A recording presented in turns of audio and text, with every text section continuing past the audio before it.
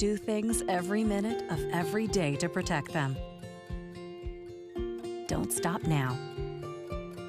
Woodman Life Family Term Life Insurance covers your entire family with a monthly premium that won't increase for the first 20 years.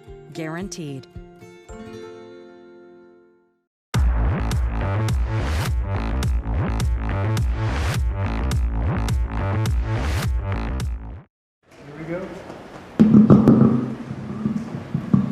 Welcome to the Four Corners 912 Rules of the Game. We got a little bit different program on tonight than usual. As you may know, we have the elections coming up.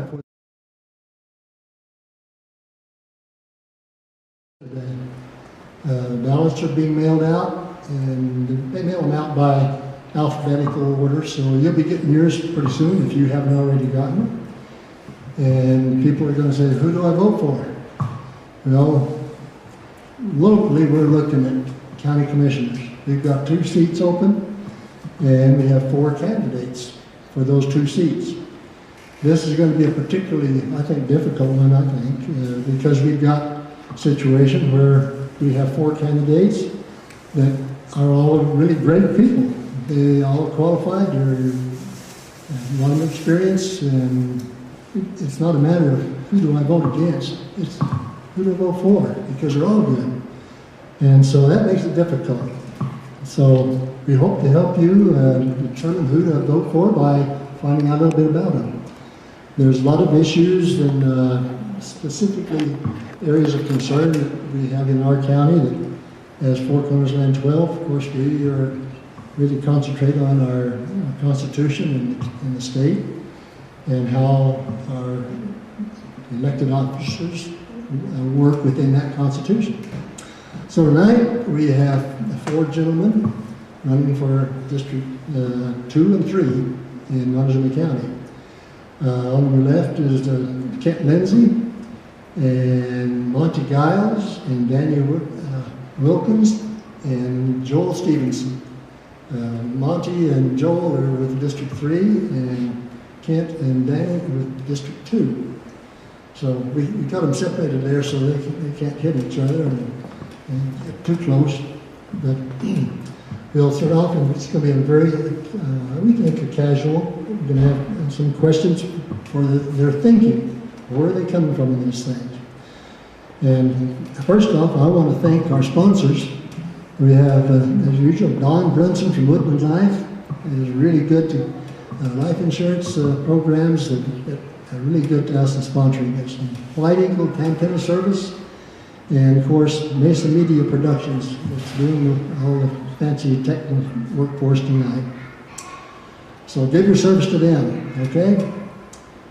Let's start off, and we'll start off in a, should flip a coin, I guess, but we're just going to start left to right, working our way around with questions.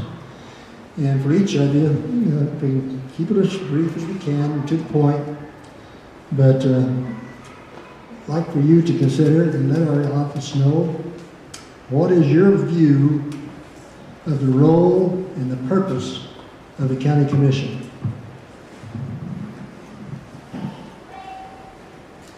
The role of county commissioner is pretty broad. You've got to turn it on. Push it up. How's that? Okay. The role of a county commissioner is pretty broad. You become judiciary, legislative, and administrative all in one, rolled up together. You make laws, enforce laws, and administer those laws. Sometimes, rather than laws, you'll refer to them as regulations. The primary role of a commissioner, to me, is basically fiduciary. You watch over and make sure the budgets of all your departments in the county, but also help formulate the budgets of like the sheriff and the clerk and treasurer, coroner, and so forth. In setting as a county commissioner, you hear the people's requests, look over property splits, look over and administer some of the rules and regulations of your county code. Basically, you're there also, like in your bases to protect the rights and privileges of the people of Montezuma County. You intermix with the state and even the federal government at times. So you have a real broad range of what you're doing up there, and it comes almost on a daily basis anymore. So you have to think quick on your feet, be able to answer questions, and answer them honestly.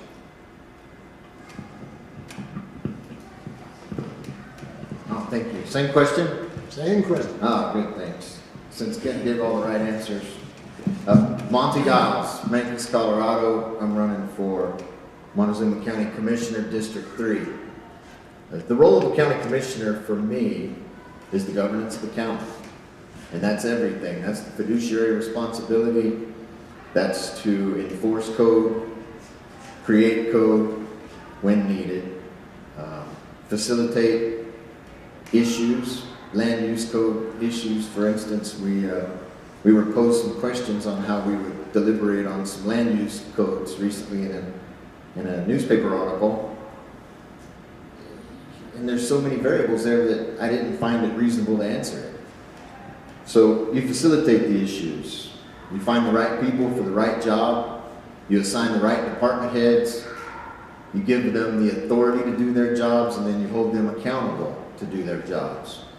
You create the budgets, you oversee the budget. Well, you don't create them, you oversee them and hold the department heads to them. And run the county fiscally responsibly. You don't ever lose sight of the fact that you have one employee, and that's the county administrator. I don't believe in micromanaging.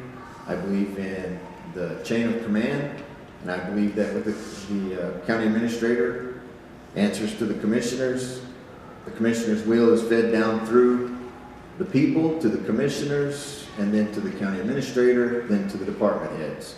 And that flow of chain of command up and down is imperative and must be upheld at all times.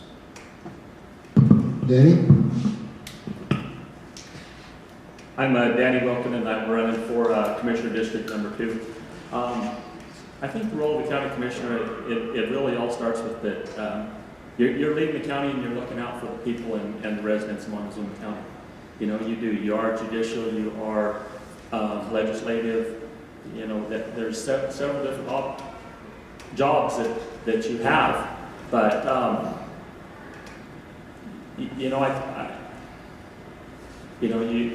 between dealing with land use codes and dealing with the budget, all of these different things take a lot of time. I think you just have to take and look and see what works best for the county as a whole, you know, and keeping with things within reason and within the financial responsibility and fiscal responsibility that you have in the county to take and live within your means.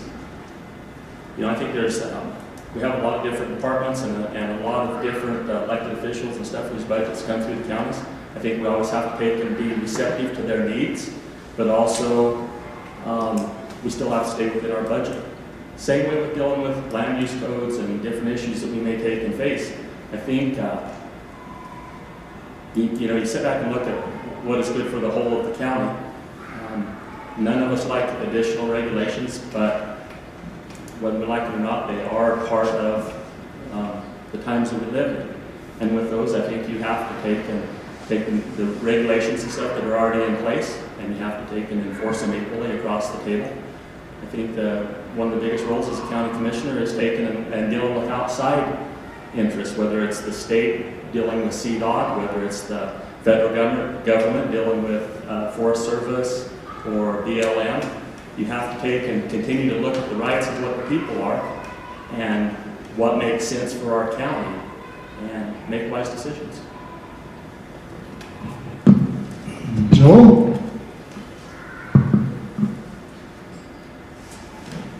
I'm Joel Stevenson. I'm running for County Commissioner in District 3. And I believe the job of a county commissioner first... Is that on? Push it. First is, yes it is on. First, take care of the people that put you there. They're the reason you're in there to do the job, is to take care of the citizens of Montezuma County, to always do what's right for them, listen to them, and make good decisions, and always take care of the needs of Montezuma County before you think about the wants that might be out there. But always take care of your needs first. Don't overextend yourself. Right now, I believe we got a pretty good system here right now, and I believe we need to take and just keep it going.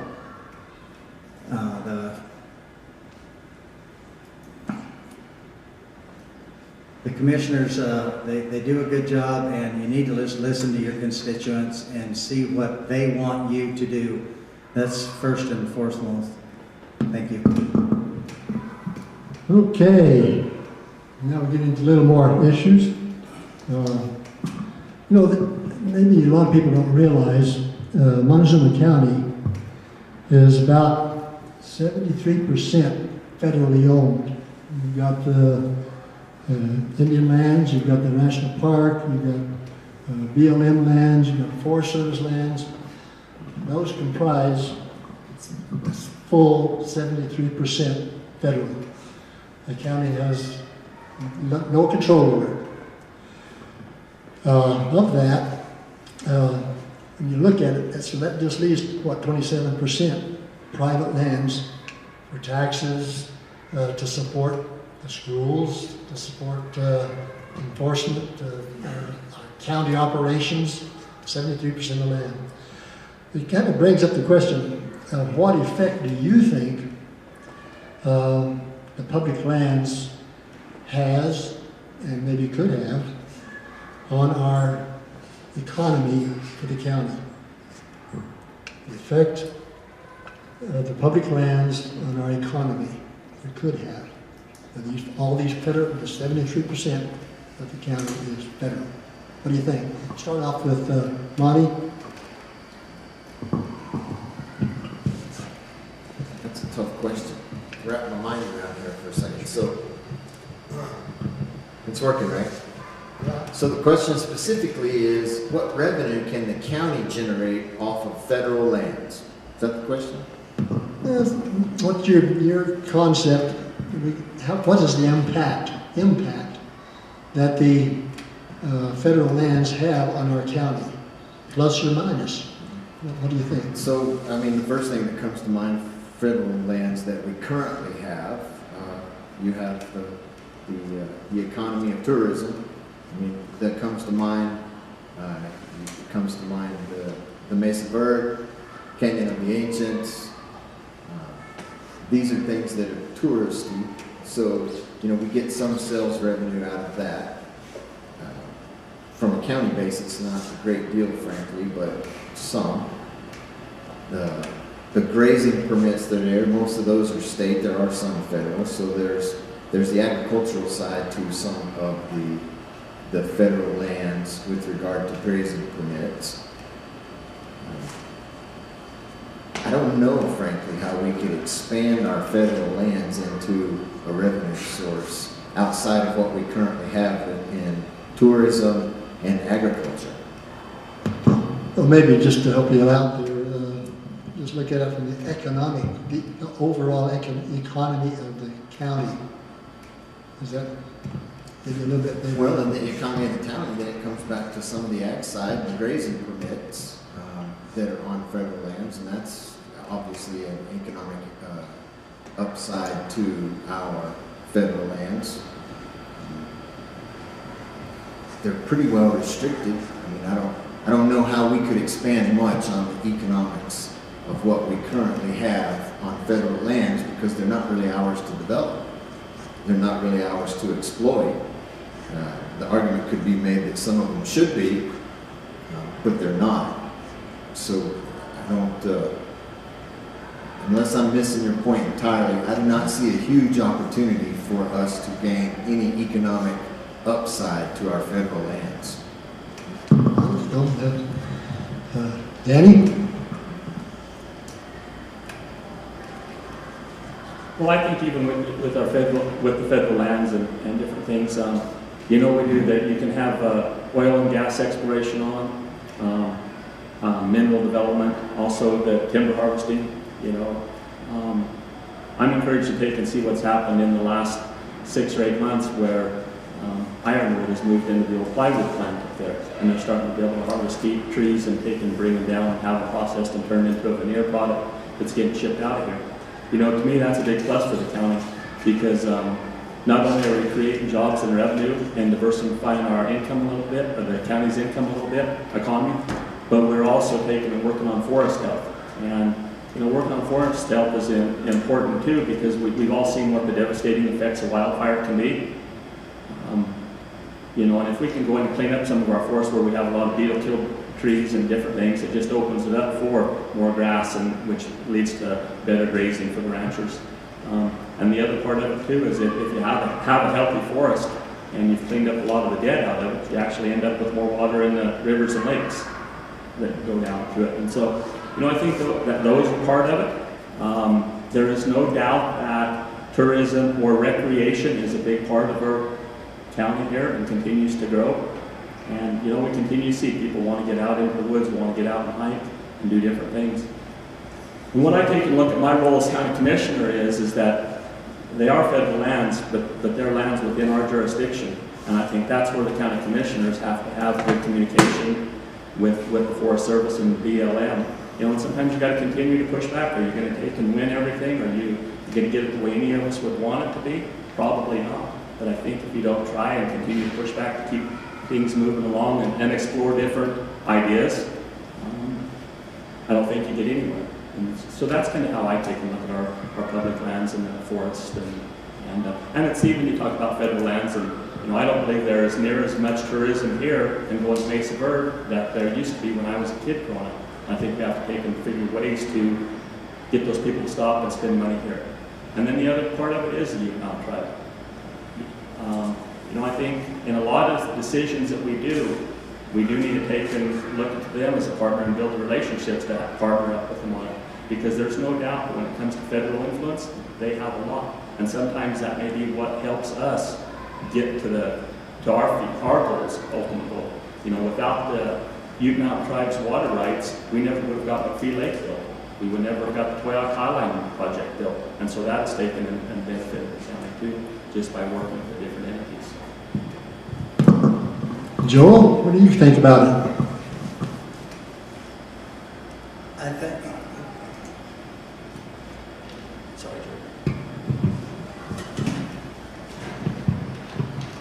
our public lands here in Montezuma County, they produce all of the natural resources for our community. That's where we get most of our revenue, is off of the national forests. Kinder Morgan is one of the biggest money makers for Montezuma County. They produce $18 million of our, it's not just the county budget, but everything. 4.5 million goes to the county. The rest goes to schools and special districts and stuff. And that's all produced through our natural resources. And a lot of it's private land, but a lot of it's through the forests and stuff. We need to capitalize on the natural resources to try to keep the taxes low. I believe we live in one of the nicest places in the world, and we have some of the lowest income or property taxes too. And that is by the resources that we use from our natural resources, and I believe that's where we need to focus. We need to keep a good working relationship with our forests and our interagencies and just go forward. Thank you. Ken? Yeah, to derive income off these lands, first, I think we must look at our payment in lieu of taxes. We've got to make sure that those are secure and coming back into the county, because the federal government and the state government and whoever pays no property taxes. But they do reserve us with payment in lieu of taxes, otherwise known as PILT funds, to come back in. Do that working with representatives like Scott Tipton, Corey Gardner, folks like that to help us get those funds. Like the rest of the candidates have said, we derive 63% of our income from Kinder Morgan's CO2 project. And a lot of those come off of some of our federal lands. Some of those are private lands. Projected, when Shell started this project, it was projected to last 20 years. We're basically 30 years into the project, and they're projecting out another 10 years at least. We might look forward how to replace those revenues that are coming in. It's been suggested we look at a 1% sales tax. County doesn't have a sales tax, but we have to propose that to the people of Montezuma County, and they have to give us their blessing with their vote. So you either get that blessing or you don't. And we rely a lot on tourism in Montezuma County. As a business owner myself, those tourists come through the door, they help me pay those property taxes.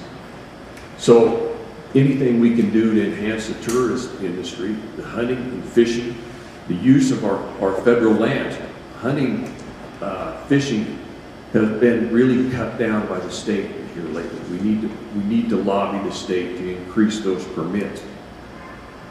We do that through our state representatives. See if we can't get the DOW to at least release some of those licenses into our areas. Other than that, deriving more income from these is just enhancing what we have. The bike trails, there's a trail proposed all the way from here to Mancos. But I don't think in the coming years we're going to have the funds as a county to host that trail. Now there's grants available, and I'm fully behind that trail as long as the people of Montezuma County don't have to spend money for that trail. But let's try and enhance what we have and protect also what we have. Thank you. Well, Danny, you're up next. Okay. That brings up a good question. You're talking about our economy. How would you, or how do you obviously has given some thought to it, how do you plan to encourage economic development? Or maybe is that even the job of a county commissioner? Is it possible? I do think it is one of the jobs of the county commissioner, because I believe the county commissioner is ultimately the leaders of the community, and economic development is one of the driving factors that we have to continue to take and work on. This is a great place to live, but if people cannot make a living and live here, it doesn't benefit anyone. And so, I think as a county commissioner, you have to look at everything with an open mind. Don't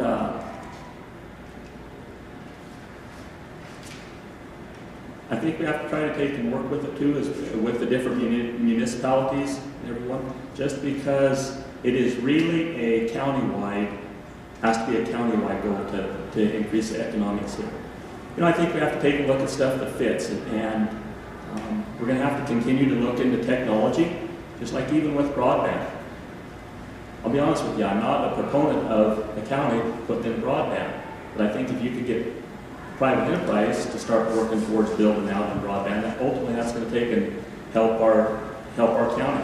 There is so many jobs and so many different things that deal with it anymore. And from agriculture to industry, everything, you have to have good Wi-Fi service or technology. But I think we just have to look at different things, partner with the different municipalities here, and start working towards a goal too. 30 years ago, when Kinder Morgan and Shell started, we said they're not going to be here forever, and we have to figure out what's going to replace them. But over the years, it continues to be one of those things that it's a hard thing to do. And so it kind of gets kicked. I don't want to see it kicked down the road, but I don't think in 30 years we've continued to say how are we going to replace this revenue. And I think it's going to be a time that we really have to start planning for it and setting out some long-term goals, long-term and short-term goals of what we can bring in here to offset some of that. I don't think you can just automatically take and feel you're going to bring something in here that creates 300 or 400 jobs. But if you have a magnitude of companies, Tuffy Security is one that comes to mind. A little small manufacturing company here where they have a product, they ship it out here, and they employ 20 to 30 people. If we can create jobs in those avenues, I think it will benefit us. Our county is really, a lot of the citizens here and people that grow up here and kids that grow up here are hands-on people. So we can take and look for jobs like that and be able to attract businesses in or have homegrown businesses to accommodate that. So. Joel? I believe that economic development plan for the county, I think one of the number one things is we need to expand so the larger businesses and stuff can get in here. I believe an expansion of the Cortez Airport would be a good start. That would enhance people maybe wanting to bring more bigger business in here. In terms, it would create more jobs. Keep our infrastructure in good shape. So that's another thing that would entice people to want to be in Montezuma County. Another big thing I think we need to get in front of is maybe solar. I believe that the solar is they're shutting down all these coal plants all over the world, and there's got to be something to replace that. I don't know whether solar is it, but it's way better than wind, and I think that's something that we could maybe replace a lot of this, and I think the revenue would help us a bunch there with solar. Ken, you're up. Yeah. Economic development in Montezuma County has been kind of a catchphrase for a very long time. What you can do as a commissioner is somebody comes to your table, make sure that your planning and zoning rules and regulations don't impede that progress of those people wanting to come in. Make sure your roads are up to standard so they can build somewhere and have a good product and be able to ship it out. Joe mentioned the airport. Well, the airport is a good idea. It's going to take a little bit of money because down there in that lower valley, there's a lot of subsurface water. And it would take enhanced runways and lengthening runways to bring in heavy air. Still one of our biggest producers is transportation. That's what this community was based on at one time. So let's try and enhance, see if we can get some warehousing, which we lost a few years back. And but let's make it appealing to these companies to come in. To give them tax breaks is one of the things that needs to be discussed. I know the answer to that is going to be probably no.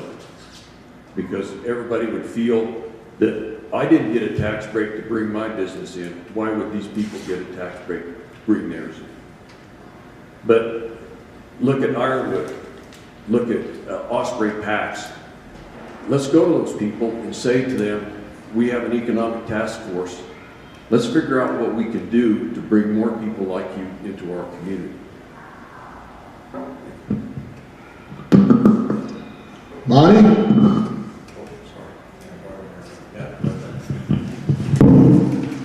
So I feel like economic development is a community responsibility.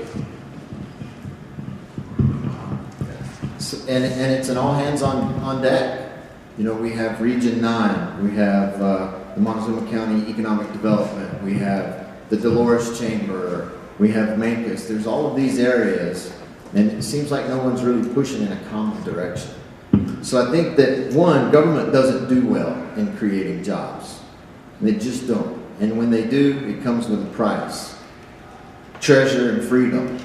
So they bring money to our community, we give up treasure and freedom for it in exchange. So I think it is a community and a localized effort that we must go after. One of the things that I was just recently talking to one of the commissioners about was this very thing.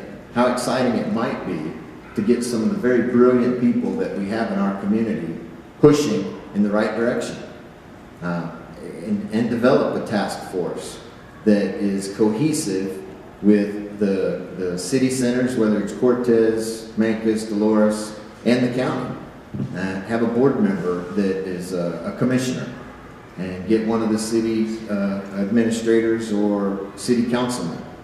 Get someone from Mancus, get someone from Dolores. Push in a common direction. and orchestrate this and leave all the egos at the door and try and truly develop some economical drive. And you identify the resources that you have. You know, Gil, we don't have rail, we don't have ships. Everything that comes and goes, and I've said this many times, is on rubber tires. So when you talk about what we have to offer, we have space. You can talk about giving some tax incentives, but again, I think Kent's probably right, that's not a real popular thing, and it's not a huge number.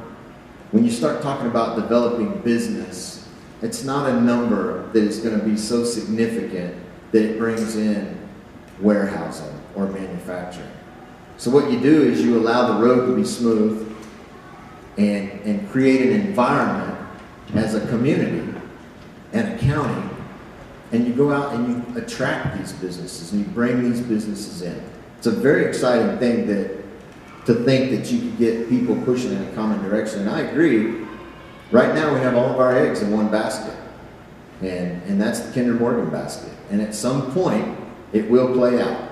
Maybe it's 5 years, maybe it's 20 years. But I believe we should be thinking 20 years, 30 years down the road.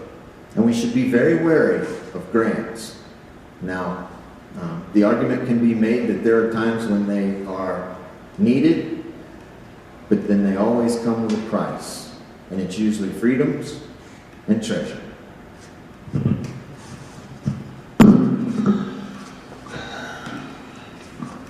Well, Joel, you're going to be starting off on this next one. We look at, from our standpoint, 912, we're always concerned about, in our Constitution, how our country was founded on. And that is private property ownership. What is your take on our private property? We only have 23% of it in this county. And losing it, by the way. A lot of people don't realize it's being lost in various forms. But what is your take on private property as it relates to our land use code that we have in the county? Well, private property rights are dear to my heart. I believe if a man owns a piece of property, he ought to be able to do whatever he wants to with it. I'm currently on the Planning and Zoning Committee, and I've learned a lot of rights that people don't have since I've been on there. But I believe that the private property rights stand above anything. You should never, if you own a piece of property and you pay the taxes on it, then you should be able to do whatever you want to with that piece of property. Yep, Kent? Yeah, in drafting the original land use code, private property rights were paramount. Individual property rights were paramount. I see, and we knew when we drafted that code that it would be layered and layered and layered. And I think it's time to go back and peel that onion, if you will, and look and see if are we doing this right. As Joel said, a landowner should be able to do anything that he wants to with that property right, as long as it's legal. But the county sometimes decides what's legal and not legal. So we need to take a close look at that, peel that onion back. Some friends of ours, a few years back, applied to the county to split a piece of ground. They were going to give their folks a certain piece of ground. And it was a simple, what we used to call a simple split. And it shouldn't have gone the way it did. It ended up costing those folks between $5,000 and $7,000 just to take care of their family. And that's not right. That's not what it was intended to do. So I'd like to go back and re-look at this, readdress this, and see if we're, like I said before, if we're impeding or enhancing our community with this. And it's going to take input from the community again. I know the task that this takes. It'll take 18 months to 2 years and more public hearings. And the fight will be totally different than it was back then. And I probably shouldn't even use the word fight, but that's what it comes down to sometimes. But to go back to the original question, property rights are paramount.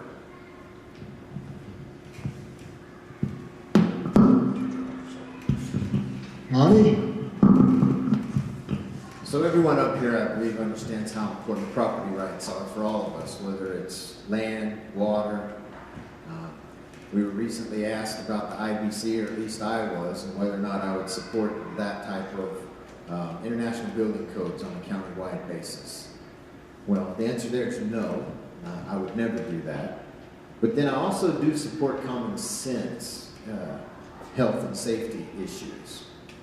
I know today at Commissioner's Court, because I happened to listen a little bit while I was at my office, they have, and I don't know where they are in the process, but I do understand that they are currently reviewing some of it, because they were talking about setbacks, and they were talking about the 230-foot diameter building envelope that is required on certain properties, and whether or not they were in the Dolores River Valley or for a 10-acre plot, and or outside of that for a 3-acre plot. So I think that the process of reviewing it is underway. What we have to stay away from is the 400-page document that was so frowned upon some months ago. And I think that in developing this and moving forward with it, it's paramount that you get the input from the county, the citizens. You do not make it onerous. You do not take away freedoms. If anything, you open the ability to make adjustments to your own property as you see fit. And that I would support. I think that when you do talk about the health and safety issues of certain building codes that were tried some months back on a city level, you know, it makes sense that your house has a septic system that is worthy of its purpose. Because at some point, you know, that's going to go to someone else eventually. It makes sense that your house is electrically sound. I mean, it makes sense, these things. And all of these things are in place currently. So I don't know that there's a great deal of change that's needed to the code, but perhaps some massaging, it is time for some massaging. And anytime I hear that, you know, we're going to build to code, I always think the bare minimum. Because, you know, anytime a contractor builds to code, he's building to the bare minimum.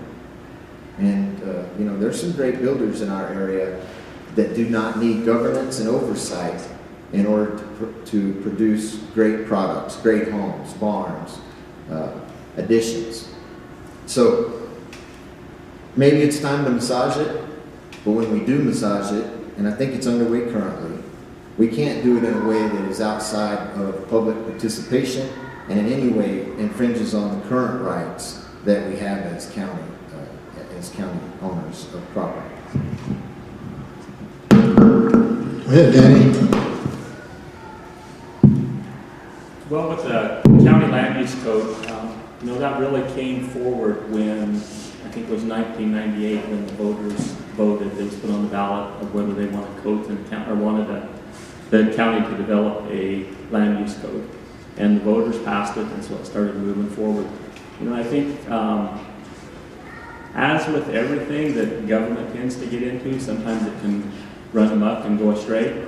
So I do think as a commissioner you need to take and always be looking at that.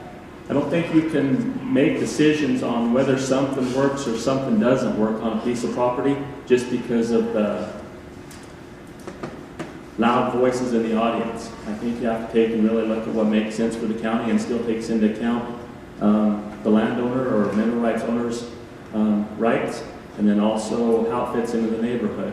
I'm not, you know, I do believe that the land use code needs to continuously be looked at and not to take and add more regulations or different things, but to take and see what works and what doesn't work, what are we doing, and what are we not doing. I firmly believe that if it's in the land use code and we're not going to enforce it, then as a commissioner you need to take and work to take that out of there. If you think that's overreaching, if you think that doesn't suit our needs, it doesn't have any purpose, I think it should be taken out of there rather than to take and just let stuff be in there, because then what ends up happening is it may have an effect on one person this way and an effect on this person on the other way. And when you have rules and regulations and the people aren't treated equally on, I think that's a violation of your private property rights. And so, you know, none of us want more rules and regulations on what we can do on our property. Most of the time, we have to keep that in mind when we're looking at our neighbor's property when they want to do something. And I think as a county commissioner, you've got to take and just balance the two and make decisions that, you know, gives everyone the most benefit and rights of their property and stuff.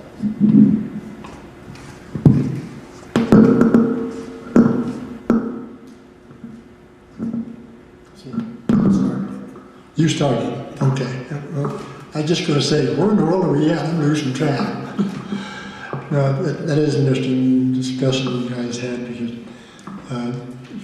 maybe you noticed this morning at the Board of Lamby County Commissioners, most of the meeting was taken up with dealing with land use code variances, changes, and it takes a lot of time dealing with that code. Following on,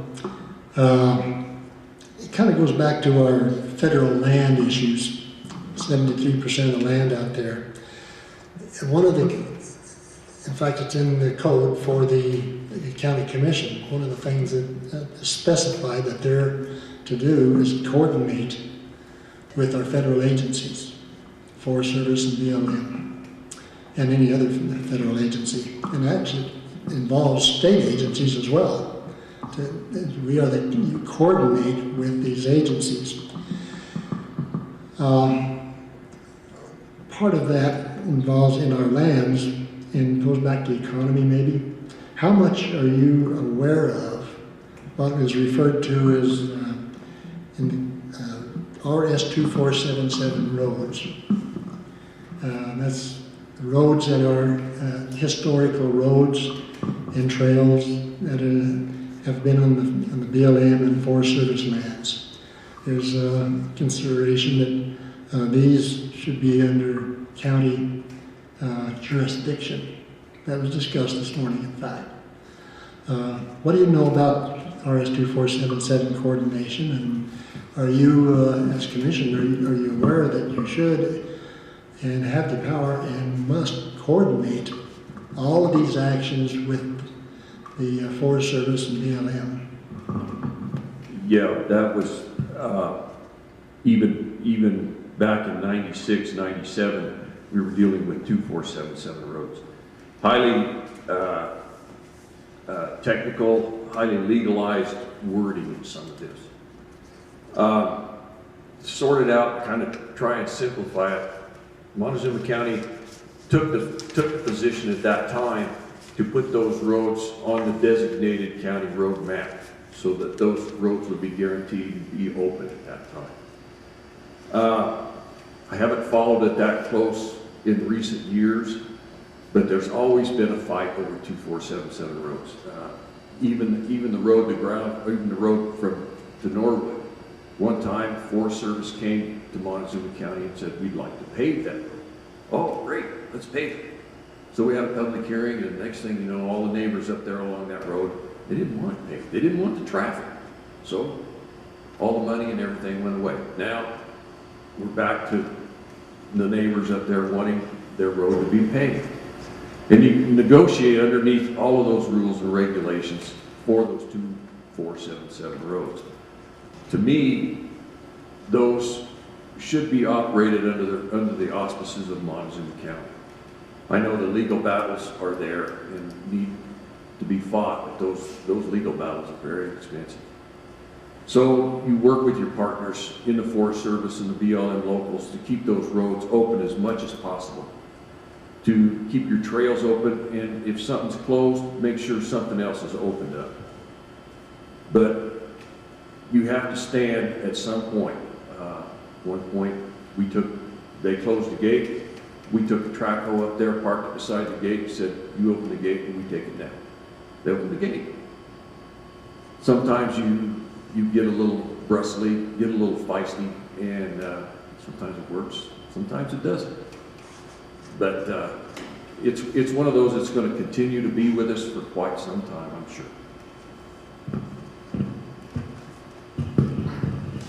Thank you. So I think the first thing, Kent kind of brushed on a little bit, is we have to be careful not to give up any more of the rights that we have on roads up there currently. And as I read RS 2477 in the late 1800s, the roads were put in to access logging, to access homesteads. They were put in for economic reasons. And many of them should have been reclamated when they were no longer used and were not. And it's a very touchy subject because we get along to, well, this is our lands and not federal lands or state lands. And there's an argument to be made on both sides of this. But if you go back and say, well, this road should have been reclamated in 1927 when we got done logging it, and it was not, and then it became a trail, and then it became transportation. So that was really outside of what 2477 originally brought along. And then in 76, when the Federal Land Policy and Management Act came along, everything from that day forward fell under different guidelines, and everything from that day back stayed the same. I've also been told many times that if we start taking these roads back, we're going to have to start maintaining these roads. And then the argument comes to me that says, well, we already maintain these roads. Why don't we have them under our control? Well, I believe that we do maintain the roads, but I believe also that we're reimbursed for the money that we put out in maintaining these roads. So if we start taking these roads back, we're going to lose the reimbursement that we have for maintaining these roads, and we'll have to start maintaining them ourselves. Right, wrong, or indifferent, that is the way that it is. And the argument there could go either way. And then it comes back to what the constituents really want, because there's a cost for taking these roads back. Maybe it's the legal fight. Maybe you prevail in the legal fight, and then you have the cost of maintaining these roads. So this is not an issue that's going away anytime soon. This is an issue that's going to be in front of us for many years to come. And I don't know if there's a right answer. But I don't believe this issue is going anywhere anytime soon. Danny? And it is 2477 roads, and the controversy about it that has been going on for a long time, and it's going to continue to go on. Even today in today's commission meeting, they was talking about James Dietrich had a map up on the screen that was showing the different roads and stuff that what the county has and is looking at as 2477 historical roads. And this is something they've been trying to tackle for, I know, at least 30 years. And did they make any progress? They made some, but there's still a long road ahead of it. I think, one of the things that I think any of our roads or any of our things that we have right now, we don't want to take and give up. We've got to take and fight hard for all of those. The other part of it too is, I believe part of the problem with the outrage about the 2477 roads is that they've taken and closed so many different parts of the Forest Service and the BLM to travel. And so this has kind of been an issue that folks who wanted to be out into these lands have looked at, well, this is the way we can get some of this stuff open. I think that's where we have to take and have coordination and pushback on the Forest Service and the BLM. We don't have to run over every inch of the Forest Service, but we have to be able to have access to it and different things. And so I think a lot of times, just pushing back, trying to take and work on what we do have and in certain areas, I think will go a long way with this. I honestly, just like the Dolores Norwood Road, to me, that road's going to stay open. Nobody's going to close the Dolores Norwood Road. And I do have concerns about the residents of Montezuma County having to pay to maintain it. It all goes through Forest Service. There's very little private ground there. We get payment of taxes, monies from it, but from Forest Service. But it benefits a lot of our residents. We have a lot of people go from here to Groundhog up into Norwood or everywhere. You know, county residents do it, but right now the Forest Service does pay us to take and maintain it to a standard. And to me, it's more important to just continue to fight to make sure that these things stay open. And then, you know, take a look at, we've seen it where they've closed down whole different areas of the forest and the BLM. You know, I think we always got to look at that with open mind. If we know that some of this stuff needs to open back up. And the only way it's going to happen is county commissioners to continue to take and fight the fight and work with Forest Service, BLM, and then with our state officials too, that can take and help us out on it. Joel, let's hear from you on this.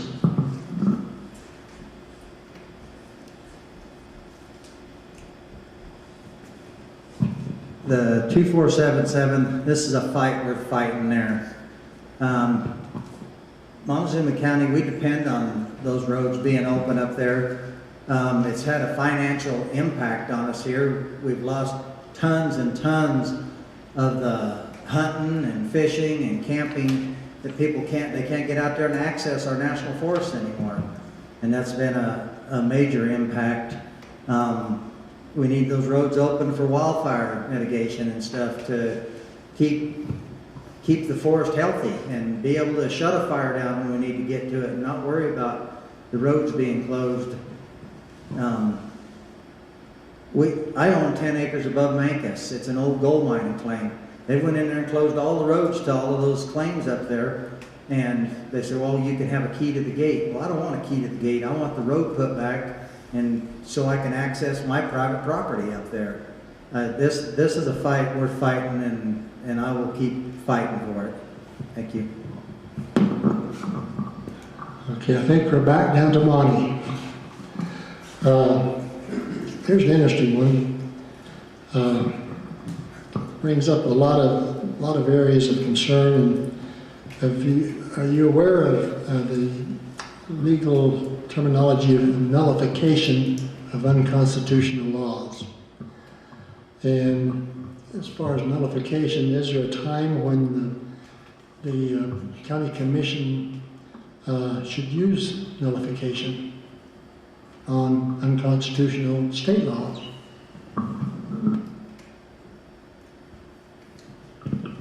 So it's a state law and it's unconstitutional in whose eyes?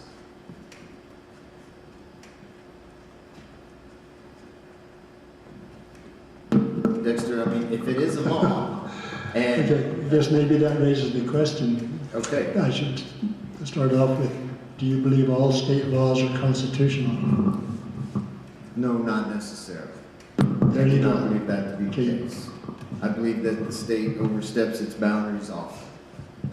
I believe that if there is a law that is unconstitutional on a federal level, then the nullification on a county level, yeah, I'm trying to think how logistically that would work. Now, I know that we have had, like the Second Amendment came up recently, and the county commissioners declared us to be a sanctuary county because we felt as though the Second Amendment laws that were passed on a state level, the red flag laws, were unconstitutional. So I agree with the commissioners in their position that they took, declaring us to be a sanctuary city. So, but how you nullify this law, I'm not exactly sure, Dexter, how that is done on a logistical basis. To take a stand against it, absolutely. There's recently, something, I think this COVID-19 thing, I believe that the governor was way outside of his bounds when, without legislation, he imposed a shutdown to our economy.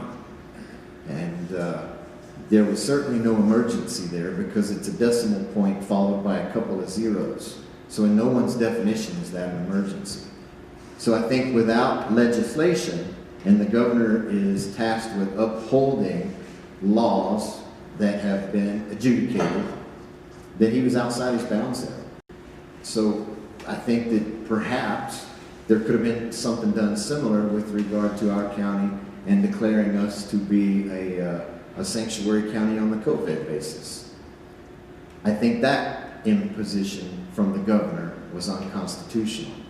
I think that it got in the way of our rights with regards to our private property, our businesses, our assembly at churches, our right to assemble and or anywhere. So this is an example of one that I find to be unconstitutional. How we would have nullified it, I don't know, but I think we could have taken a stand against it. Let me also say that I don't know that we did, because I don't know what was or was not done on a county level. I do know that the threat from the governor came that said, if you take a stand, any county, not just to us, that certain funds will be withheld from you. So I think that there was a measured decision made there. Do we give up these funds, or do we cooperate with the directive of the governor? I don't know if that was contemplated deeply on a county level, but I can tell you that I feel as though that was unconstitutional, and it was certainly one that we should have bucked, because there was no emergency that justified devastating our economy, locally, statewide, or nationally.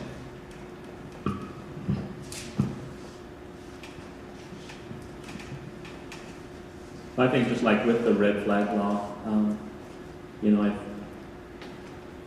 we continue to see it in the state legislature and the governor, and you know, and probably even in the federal government too, of things that are put in or laws that are passed that are probably unconstitutional.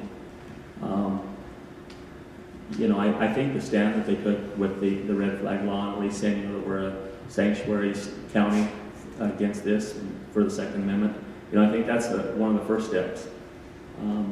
I do believe you have to continue to take and push back, but you just can't take and push back as one county. The only way we can take and overturn any of this stuff is by a coalition of counties. It's like even dealing with the COVID issue. There is no doubt that when it first happened, I think we all took it very serious. Nobody knew exactly what was going to happen with it. I think we all kind of stepped back and evaluated it. Well, about a month into it, we start seeing things that, you know, that it doesn't appear to be that it's having the impact of what they thought it was. And then you also start taking and think about the impact that it's having on families, that it's having on people's businesses, on being able to make a living, what's going to happen when people start losing their houses.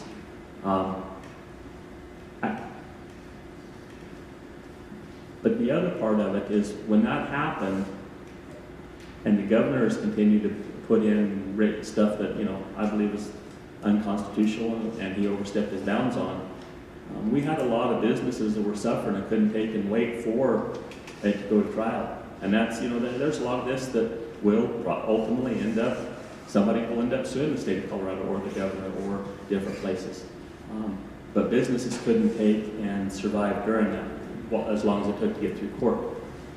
I think if we can, when we have situations like this, that a vast majority of the counties take and believe is stepping on our rights, and I think that's when we have to take and reach out to them and see what we can do. You know, the bottom line is that the federal government has all our money.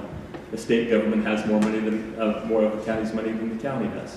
And I think you have to make a calculated risk of, you know, how can you fight some of this stuff legally and not bankrupt the county. So I think you have to look at everything or partially in that way. But as county commissioners, we are the voice for Montezuma County. We are the ones that have to take and fight for it, and we're the ones that have to lead the charge sometimes to get other people to fight for it. And that's where I think it all starts.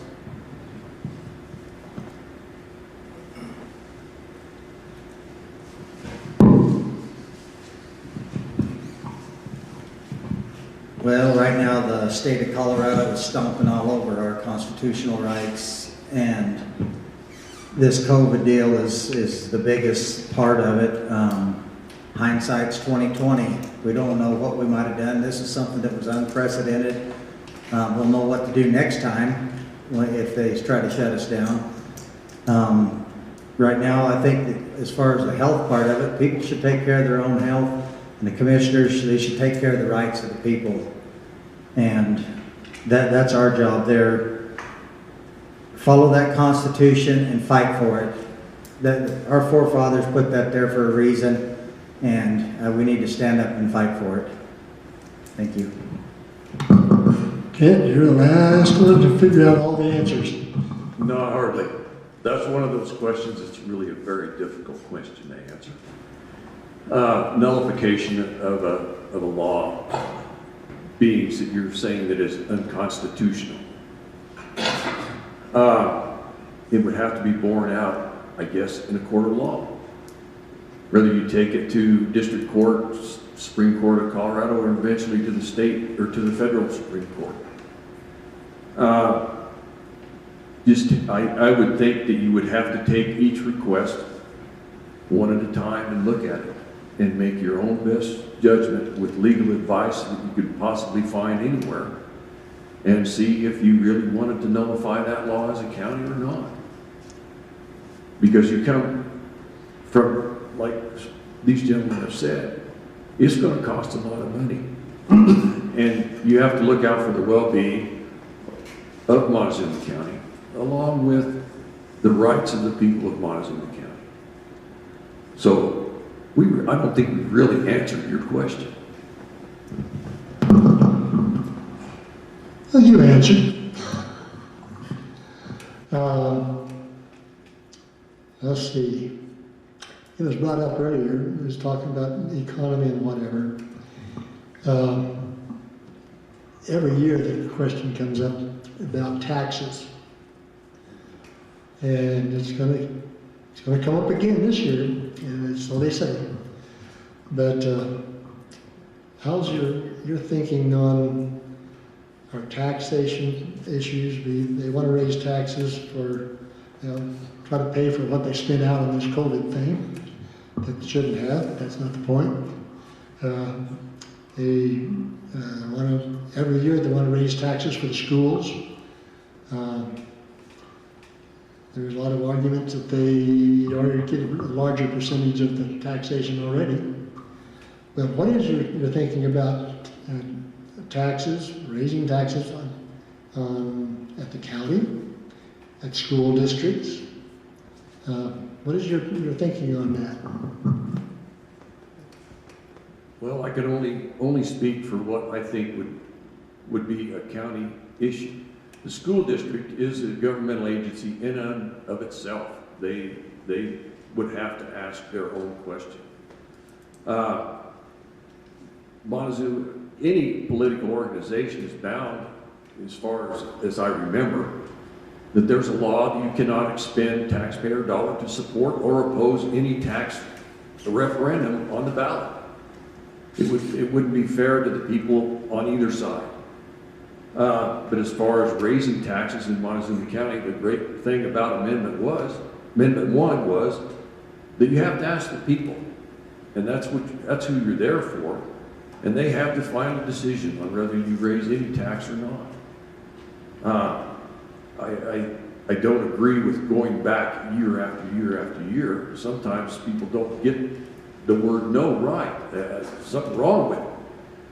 But and you do expend money in drafting and bringing these to the people. So you're actually, if you're turned down, you have just wasted taxpayer dollar. I have no problem asking the people what they want. And that's the easy, simple answer that I can come up with.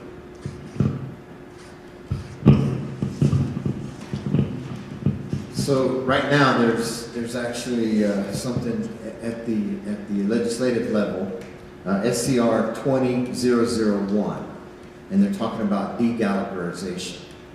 The Gallagher Amendment in 1982 essentially established that there would always be a 45 to 55 valuation of properties between residential properties and non-residential properties. And what has happened through the years is that property values have increased, so the valuation on residential properties has decreased accordingly through the years since 1982. And the residents on our side have not increased the same as the residents on the other side of the divide.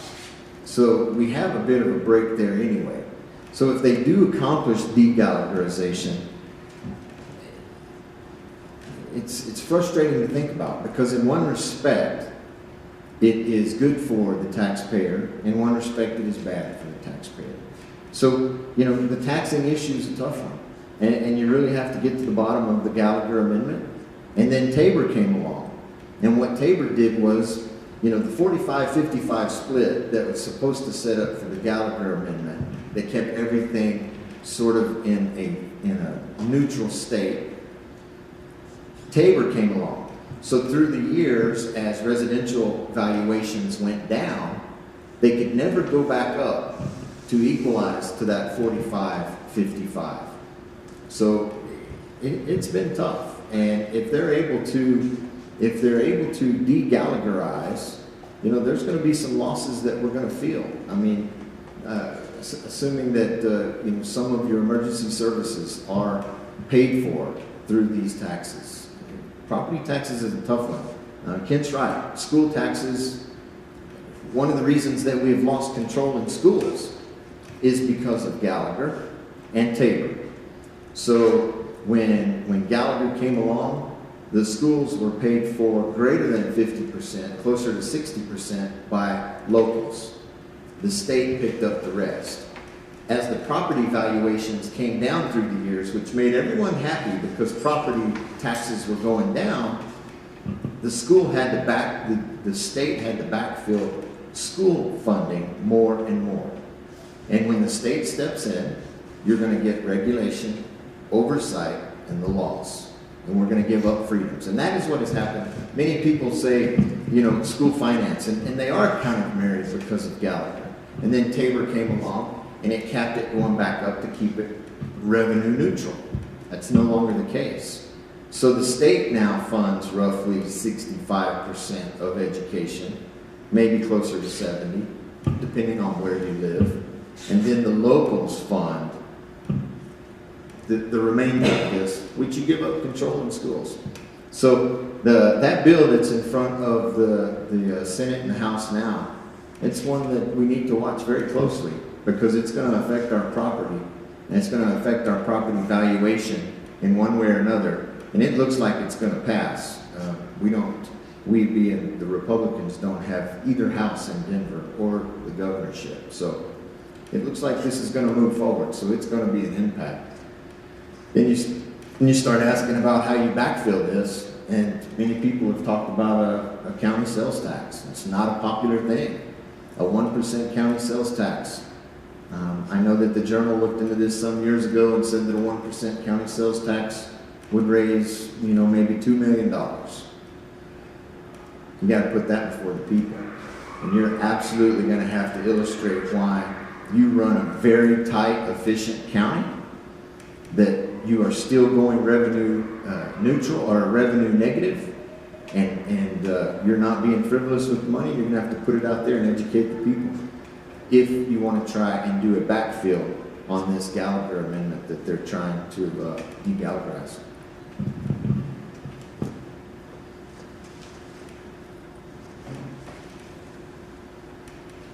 Well, and I think with you know, the possibility of getting rid of Gallagher and the impacts of Tabor too, you know, there is going to be some tough issues that they can fill in county government as far as money. You know, the state this year's, you know, got $3 billion shortfall on their revenue. You know, that's going to take and impact a lot of different things. You know, we continue to and look at, even with the school district, of putting on a mill levy or raising the mill levy to help support the schools. And pretty much every time it happens, you know, it's voted down. And that's because it ends up being on the backs of the property owners and stuff.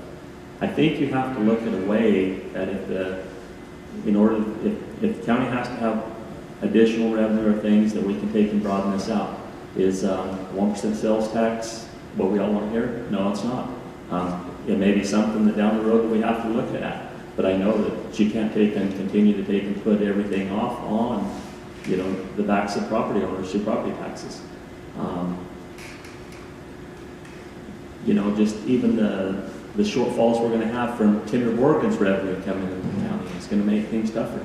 We got some challenges, and you know, we've got too many times we think if you throw more money at it, it's going to take and solve the problem, and 9 times out of 10 that only makes the problem worse. And I think that's what we'll have to continue to take and look at in the next couple of years. There's no doubt in the next couple of years it is going to be very tough as a commissioner dealing with budgets, just because of the economic impacts of this. And we was already dealing with some economic impacts of SB 181 that passed last year in 2019, where they put a lot more regulations on oil and gas. And so then that ultimately took and pushed a driver out of the state of Colorado that was providing quite a few taxes into counties, state, and everybody. And when they push that bill through, that is going to have as big an impact on things as the COVID. And you take and combine both of those, the county's going to have to tighten their budget next year and the year after. And I think your school systems and towns and everything are, because just because a county or a government needs more money does not take and mean that the citizens have more money to take and give in the form of taxes.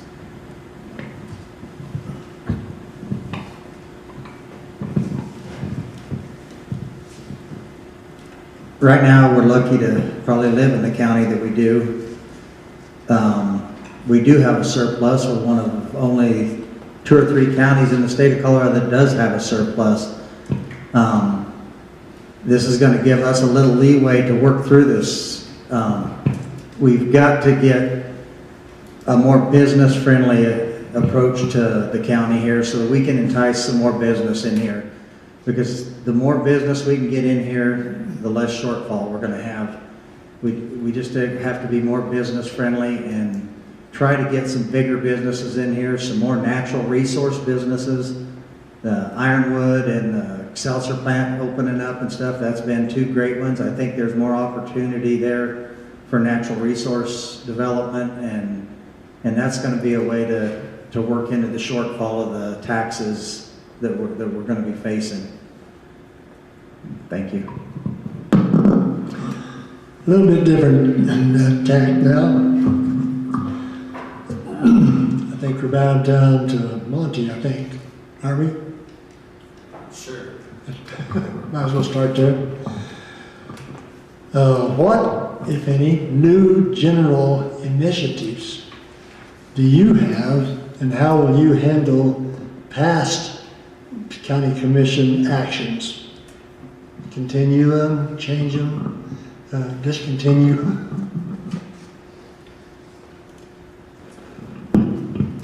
So, current county initiatives that I would consider revising or thinking through, heck, I just said heck on air, that's okay. You know, there are some things that are being done that are perhaps pet projects, and I don't necessarily agree with pet projects. I don't necessarily agree with empire building, our departments that operate as though they're their own business entities. I don't agree with these things. I believe that smaller, fiscally responsive, and responsible government entities is one of the things that will help us get through the fact that our economy has been devastated locally over the last couple of months. One of the initiatives that I bring, or want to bring, and I'm very excited about, is the economic development piece of it. It's that piece of figuring out how we recover from 2.5 or 3 months of all of our small businesses being shut down. Restaurants, nail salons, gyms, you name it, these things have been impacted. So the first initiative that, if I can get the other board members to agree with me when this time comes, will be that piece of it. Develop that economic development engine that we can go out and look for solutions to these problems. as far as initiatives that are ongoing right now, again, I don't love pet projects. I don't love kingdom building. I don't love it when bureaucrats get in office and use my tax dollars as though they earned them. This frustrates me a great deal. And I think that, you know, especially, and there's been a lot of conversation about a sales tax initiative. I don't know that I'm necessarily for a sales tax initiative, but I assure you that if we go out for a sales tax initiative to the people, we better be very, very cognitive of the fact that we're going to be looked at closely with regard to the utilization of the funds that we have on hand. And we should be frugal with those things. So, initiatives, we need to get past this COVID thing. We need to rebuild our economy. That will be one of the primary things that I do or hope to do moving forward. And beyond that, it's all the conservative issues that we worry about, making sure that we maintain our rights, property rights, water rights. These are all things that get fought every day by our commissioners. I don't know that there's anything new in any of that, but it's just the continued fight.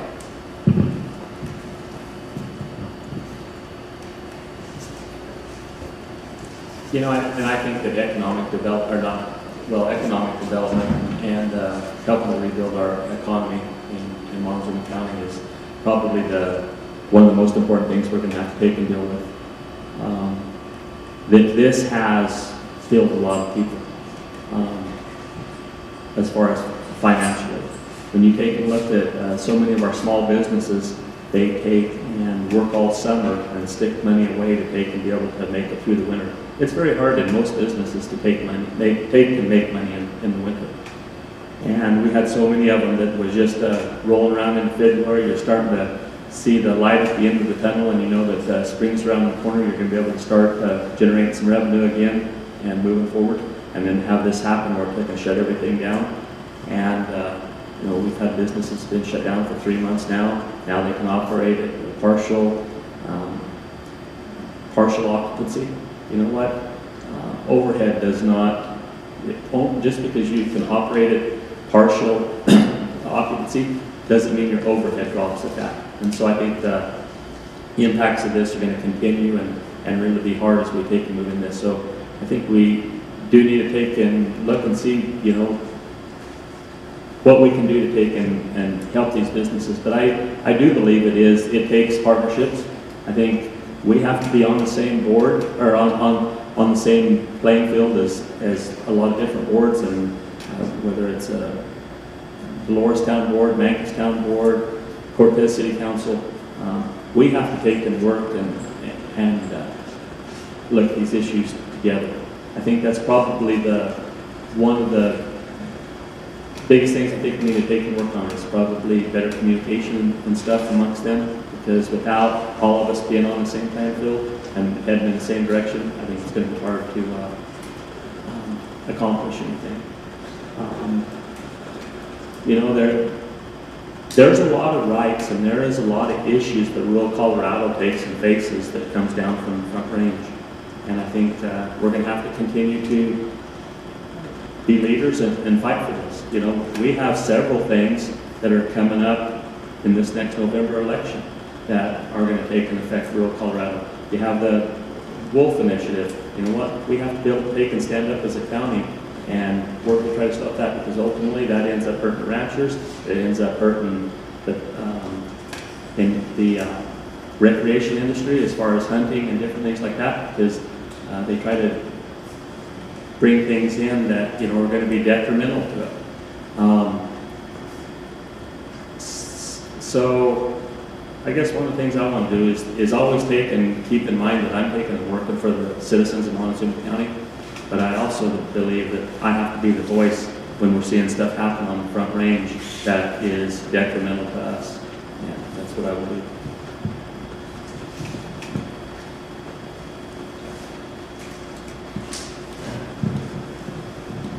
First and foremost, we need to unify this county. All of the towns, the tribes, everybody, we need to get together and work on the same page for economic development. And largely, we need to try to figure a way to put some value back in agriculture. agriculture has lost all of its value. You can work daylight to dark 7 days a week and barely break even and pay your bills. And there's just got to be a way of putting ag back, or value back in agriculture. And by putting value back in agriculture, that means that the younger generations can go into agriculture and it won't be lost for Montezuma County. We're a very large ag community, and I believe our president right now, I think through his trade deals and things going on, he's trying to put some value back in agriculture.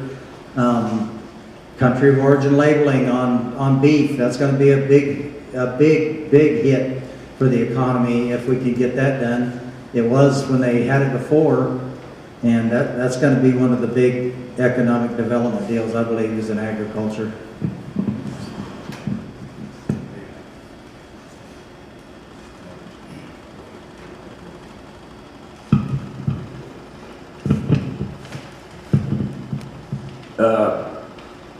To say what they've done in the past, you always, as a commissioner, look backward and say, well, I should have done this or I should have done that.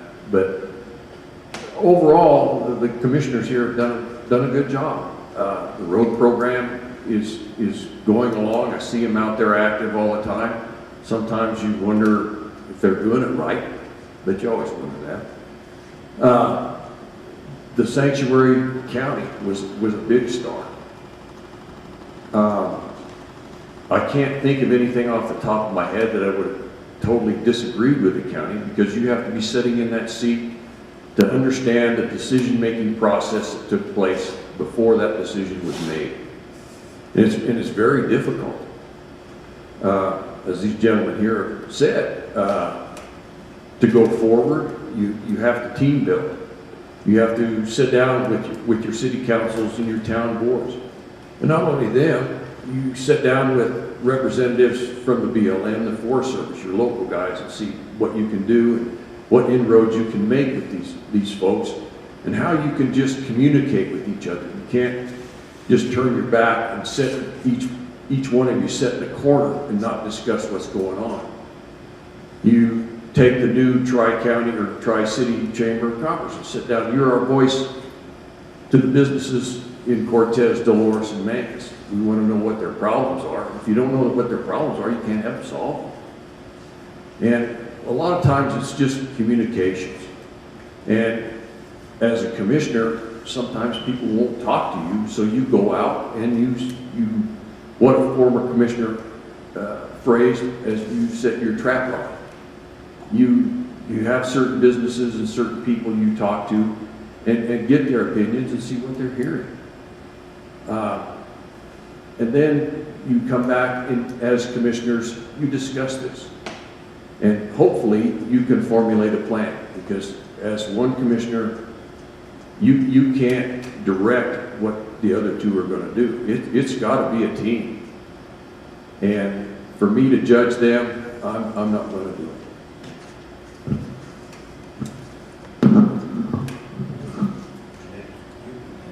I think we're down to Monty, Danny, I think. This one here, it's not necessarily the end, but it's kind of been discussed a little bit in Monkey, but I think we want to kind of reiterate a little bit because of the importance. What do you think about the emergency declaration for this COVID that was made? Does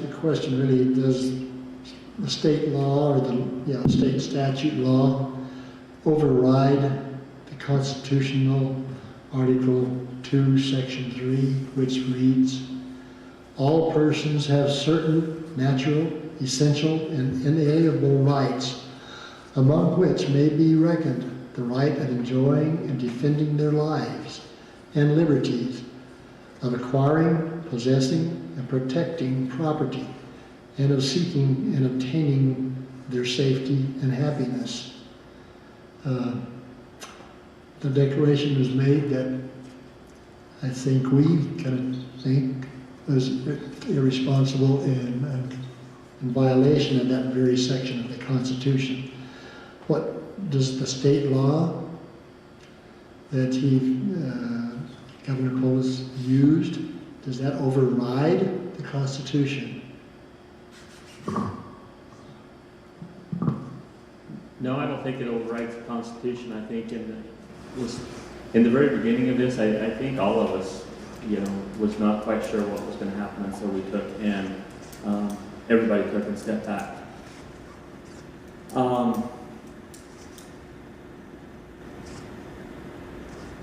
I don't know how.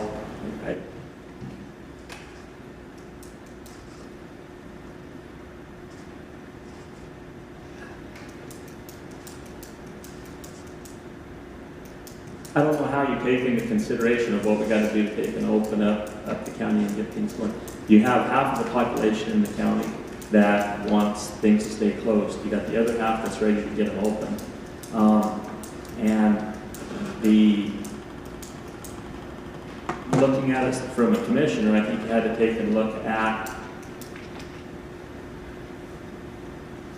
the impacts it was having, and also the impacts health-wise it was having, and also the economic impacts. And try to start working to take and open stuff up. It's hard to just tell a bit, I understand that the business has the right to just open up if they need to. The problem of it is when you have restaurants and different things that took and held that have a state license to be able to be open. It's not that Montezuma County took and shut it down. The governor put these things in. I think we all at this table will take and agree that we think there's been an overreach on a bunch of different things. But it's hard for that business to take, and I think they had to kind of take and make up their own minds about whether they want to risk their license in the state government coming right in and shutting them down. I mean, we've seen a few different instances where they have. And the bad part about this with the overreach is that nobody can take and afford to stay in business long enough for a court action to go through to lift it. And so,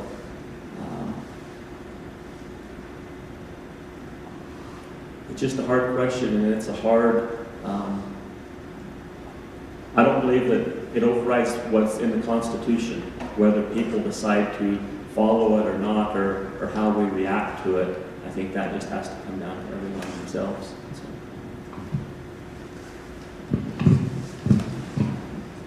During this whole deal, I don't even know if there was a law that said that he could do anything that he'd done.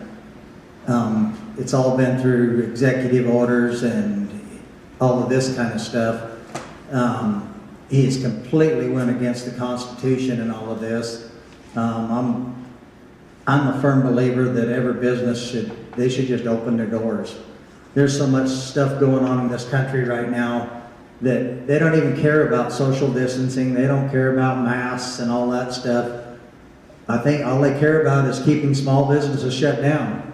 When you can go to Walmart, when you can go to all these other businesses and just traipse around all you want for this deal, but you can't go get your hair cut where there's one or two people.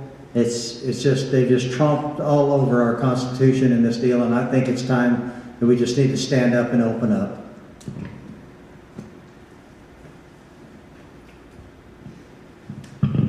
To me, the emergency declaration that was issued by the governor was unconstitutional. But here we are. We have an emergency declaration. Montezuma County declared an emergency to open up funding to help do whatever they've done. I didn't see much. When the declaration was made, my wife seen it on the news crawl underneath there that Colorado was included, that the governor had issued this, and that we were supposed to be closed the next day at 8 a.m. If she hadn't seen that, we wouldn't have known we were supposed to be closed. We weren't contacted by any state agency. We were not contacted by any county agency to tell us what we were going to have to do. The lack of information is still hurting all of these businesses. And it's hurting the decision-making process at the county level and the state level. Customer of mine said, well, maybe we'll just go by the rule du jour, the rule of the day, and it seems to change almost every day. You can't operate a business, a government, a community on the rules changing every day. The Constitution was built to protect our rights and liberties. So was kind of the state of Colorado when it was first written. Is it doing that? No. The mix and scientific process that was helped to derive this is very flawed. Even the basic, what's the difference between a mask and a face covering? Do they work? No. The mix in the corporate area of, let's term it the big box stores, is huge. Those people were in those stores massively during there, while small business remained closed. That's not equal protection under the law guaranteed under the 14th Amendment. So I'm deeply disturbed by what has gone on, and I'm sure legally this will be challenged, but it won't solve the problem. Today, you know, are we supposed to now be at 6 feet, 3 feet, 10 feet? We're supposed to have more than 100 people in the room, less than 100 people, less than 10, more than 10? What is it? There's no simple guidelines. In our industry, we still clean, we still wash our hands, we don't touch our face, and we sterilize. And all the restaurants in Montezuma County do that because that's the lay of the land. The health inspector shows up once a year, and if you're not compliant, she's back. She's good at it. But there's no continuous rule, there's no continuous information flow here. Half the people, their hair caught fire and they run around the room for 3 days not knowing what to do. I don't know. But at 8 o'clock, a little after 8 o'clock that morning, an official from the Cortez Police Department walked through my doors just to make sure that I was doing what I was supposed to do. And I don't blame those officers one little bit, but I'm highly offended that the information flow was not fair. It was not there, and I think this was totally unconstitutional because half the people's rights were violated right then and there. Because small business at that point, could not compete with large business. I'll shut up now and get off my... Tell them how we found out. I did. But we didn't know. Nobody told us to do it. Yeah. Nobody told us anything. We knew nothing. I had to look online at the Denver Post, and there were some guidelines there. I knew more than so-called. And I ended up giving the health department recommendations. Yeah.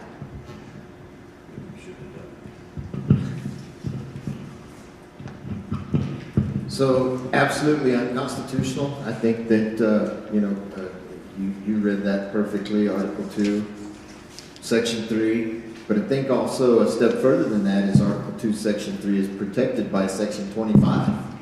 So my crux with the entire thing has been that the governor was outside of his constitutional abilities because this was not a legislative process. And then, you say that he enacted this emergency, the declaration was unconstitutional. Absolutely. Hindsight's 20/20. The damage is done. So it may well come to its logical conclusion in the court system someday, but the damage is done. And the damage is done to small mom and pop shops. And everyone picks on the large box stores. Absolutely. Walmart killed it. I don't know how many thousand people a day went in and out of Walmart here locally, but it was a large number. McDonald's was not impacted. Burger King was not impacted. The La Casita was impacted. El Grande was impacted. The Ute restaurant was impacted. The sandwich shop, Once Upon a Sandwich, it was impacted. These are small businesses. It's frustrating, and it's been frustrating to me all along. And I know that Kent made mention a little bit that the communication was lacking in the beginning. And that's true. The communication in the beginning was lacking. And I don't know who in our local government put their heads in the sand. But there were several weeks there where every piece of news that you got came from the television, and there was no support. Now, I don't know whether or not anything could have been done, but I can tell you that no one was out in front of this championing. And if they did it so quietly that we didn't see it. And that's frustrating to me. The damage is done to these small businesses. It was absolutely unconstitutional. But once we give up those freedoms, we're not getting them back. That revenue that was lost for 2.5, 3 months, and now we're still at 30 or 40% occupancy, it's gone. It's not coming back. These are the things that are frustrating. And you know, as a commissioner, I don't know if there is a single thing that I could have done. And I think Kent speaks very eloquently when he says he don't want to question those that sit there, because you do not know all of the facts that were in front of them when they made their decision. But I can say that communication was lacking in those first several weeks, whether it was from the commission, the city, the health department. It's as though the CDC came in and we just let them have it. And those rights aren't coming back to us. And when you give them up, they're gone. And the revenue is gone. And you know, to fix this, we open up. And you know, one of our local restaurant owners, Mr. Jesse at La Casita, he was talking to me. And he was very close to going from one end of town to the other, getting a petition signed by all of the small businesses saying, we're going to open on Monday, whichever Monday this happens to be. And if you want to shut us down, you're going to have to shut us all down. And that's a cause worth championing. That's a cause that would bring the powers to be and the city fathers and mothers to the table and say, we can't officially do anything, but we can certainly support you in your process. And that's something that, if it was there, it wasn't real visible. And I don't want to second guess the decisions that were made, because I do feel as though the threat of money was there. So you get put in that position where you decide, do you want the state funds or don't you want the state funds? Can you afford to do without them or can you not? Do you get your department heads reevaluating their annual budget and saying, what happens if we cut you by 40%? These are decisions that I'm sure were probably contemplated that we will maybe never know about. But it certainly felt as though the support wasn't there. And it was absolutely unconstitutional. There should have been a legislative process if he wants to shut us down. And then to add insult to injury, when you do the math, there's no emergency. It was contrived. We have 30,000 people that live in this county. We've had 2 deaths. That's a decimal point and 4 zeros. There's no emergency there. Nationally, the number is very similar. Colorado, the number is very similar. It's a decimal point and 3 zeros before you get to a number. So essentially, our liberal governor followed the liberal governors of California, Washington, and Oregon and shut our economy down. And there was no emergency. And we handed the keys over and quietly closed the doors. There was no contest. Okay, we are running out of time. Wish we could go on. Well, if the little mixer said we might have any. We will, this part send over. And I want to, for all those watching on Etherland with internets and Facebook, if you have questions of these gentlemen, call they're in the phone book. They have their information out. You can give them a call. They said they're willing to talk to you. So if you didn't get the information that you got today, give them a call and find out, because you got your ballots. You will have your ballots very shortly. The main thing is vote. We got 4 good men here looking for 2 seats. And you give them all a fair hearing, find out what would be best to represent you and our Constitution. With that, we want to thank each of you gentlemen for taking your time to be known. And we will break up here with our video and stick around for a few minutes and visit with us, okay? Thank you. Thank you. You do things every minute of every day to protect them. Don't stop now. Woodman Life Family Term Life Insurance covers your entire family with a monthly premium that won't increase for the first 20 years, guaranteed.